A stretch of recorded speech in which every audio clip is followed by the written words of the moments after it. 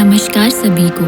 तो आज हम जानेंगे वाल्मीकि रामायण के अनुसार माता सीता ने क्यों किया दशरथ जी का पिंडदान। हमारे शास्त्रों में पिंडदान का बहुत अधिक महत्व बताया गया है।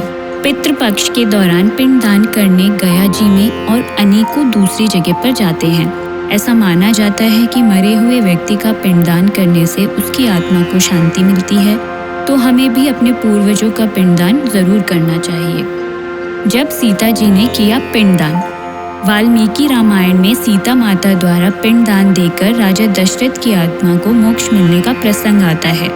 वनवास के दौरान भगवान राम, लक्ष्मण और माता सीता पितृपक्ष के वक्त श्राद्ध करने के लिए गया धाम पहुँचे। वहाँ ब्राह्मण द्वारा बताए गए श्राद्ध कर्म के लिए आवश्यक सामग्री जुटाने हेतु श्री राम और लक्ष्मण नगर की ओर चल दिए। ब्राह्मण देव ने माता सीता से आग्रह किया कि पिंडदान का समय निकलता जा रहा है। यह सुनकर सीता जी की व्यग्रता भी बढ़ती जा रही थी, क्योंकि श्री राम और लक्ष्मण अभी नहीं लौटे थे।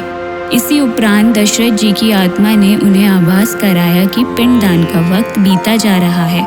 यह जानकर माता सीता असमंजस में पड़ गई। तब माता सीता ने समय के महत्व को समझते हुए यह निर्णय लिया कि वह स्वयं अपने ससुर राजा दशरथ का पिंडदान करेंगी।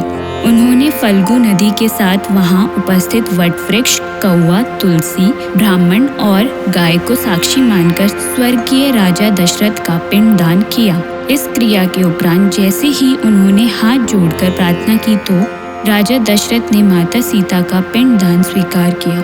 माता सीता को इस बात से प्रसन्नता हुई कि उनकी पूजा दशरथ जी ने स्वीकार कर ली है, पर वह यह भी नहीं जानती थी कि प्रभु राम इस बात को नहीं मानेंगे, क्योंकि पिंडदान पुत्र के बिना नहीं हो सकता है।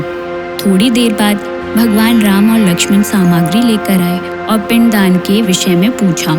तब माता सीता ने कहा कि समय निकल जाने के कारण मैंने स्वयं पिंडदान कर दिया। प्रभु राम को इस बात का विश्वास नहीं हो रहा था कि बिना पुत्र और बिना सामग्री के पिंडदान कैसे संपन्न और स्वीकार हो सकता है। तब सीता जी ने कहा कि वहां उपस्थित फल्गु नदी, तुलसी, कौवा, गाय, वटवृक्ष और ब्राह्मण उनके द्वारा किए गए श्राद्ध कर्म की गवाही दे सकते हैं। भगवान राम ने जब इन सब से पिंडदान किए जाने की बात सच है या नहीं यह पूछा, तब फल्गु नदी, गाय, कौवा, तुलसी और ब्राह्मण पांचों ने प्रभु राम का क्रोध देखकर झूठ बोल दिया कि माता सीता ने कोई पिंडदान नहीं किया। सिर्फ वट वृक्ष ने सत्य कहा कि माता सीता ने सबको साक्षी रखकर विधि पूर्वक राजा दशरथ का पिंडदान किया।